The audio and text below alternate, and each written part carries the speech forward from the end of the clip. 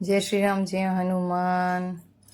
हनुमान जी की कृपा से आपके सारे सपने सच हो जाएं इसी साल, इसी मंथ, इसी वीक और आज ही के दिन जब आप ये वीडियो देख रहे हो। भक्ति से बदल गया जीवन। जी हाँ, भक्ति से आप अपनी किस्मत बदल सकते हो 101%। ऐसा कोई कार्य ही नहीं है ना जो भक्ति से संभव ना हो।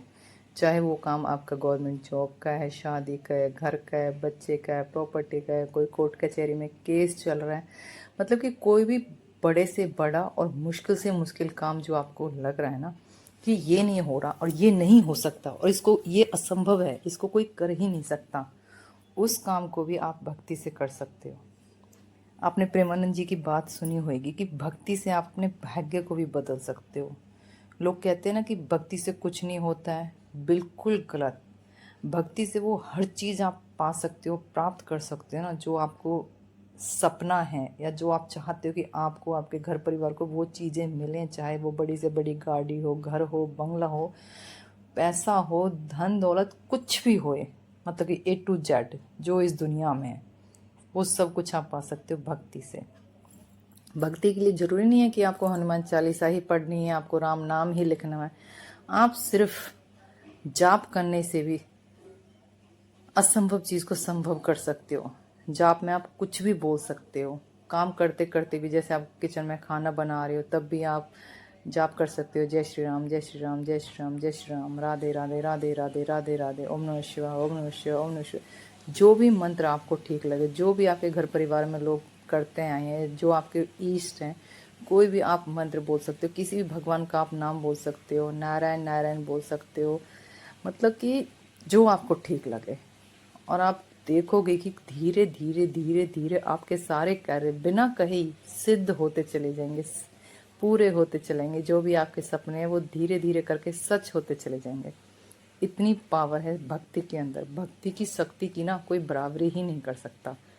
हम कर रहे हैं, आप कर रहे हो, और कितने सारे लोग कर रहे हो। खुद देख लो कितने सारे लोगों का जीवन कैसे बदल गया।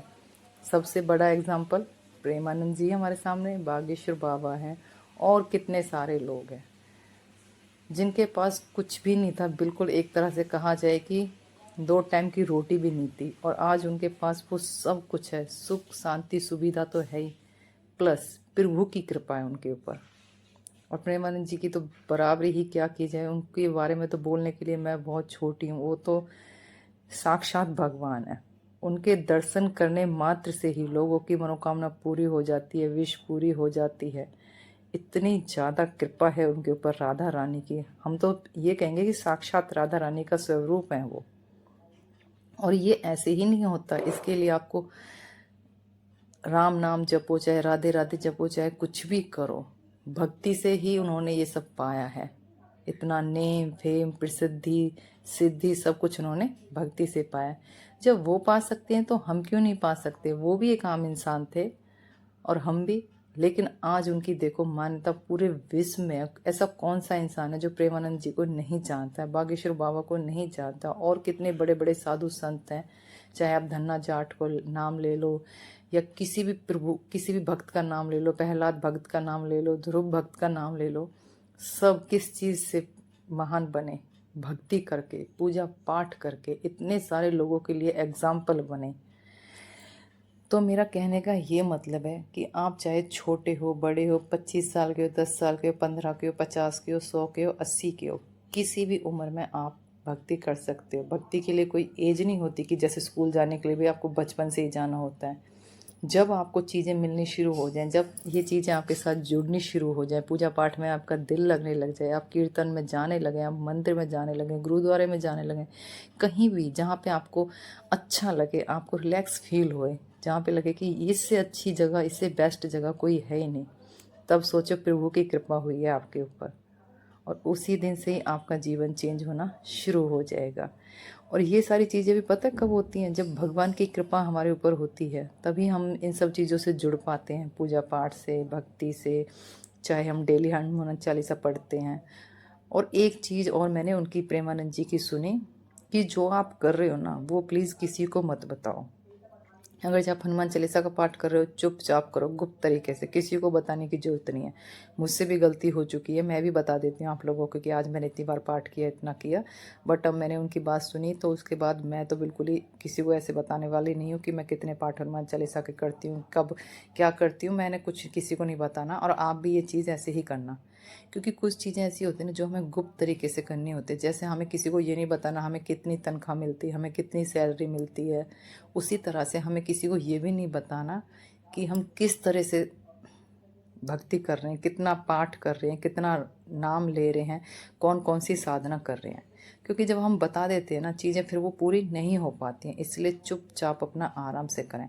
हाँ, लेकिन लोगों को मोटिवेट करने के लिए आप बोल सकते हो कि हाँ आप पूजा पाठ करो, आप हनुमान चालीसा का पाठ करो, आप राम नाम लिखो, आप राधे राधे जपो, मतलब कि कुछ भी करो, वो आप बता सकते हो किसी को मोटिवेट करने के लिए कि हाँ आगे बढ़ो। जैसे प्रेमानंद जी भी कहते हैं कि भाई आप ये करो, ये करो, ये करो, कि नाम जाप करो, चाहे कुछ भी पूजा पाठ करो, बट ऐसे नहीं बताना कि मैं इतनी बार करता हूँ।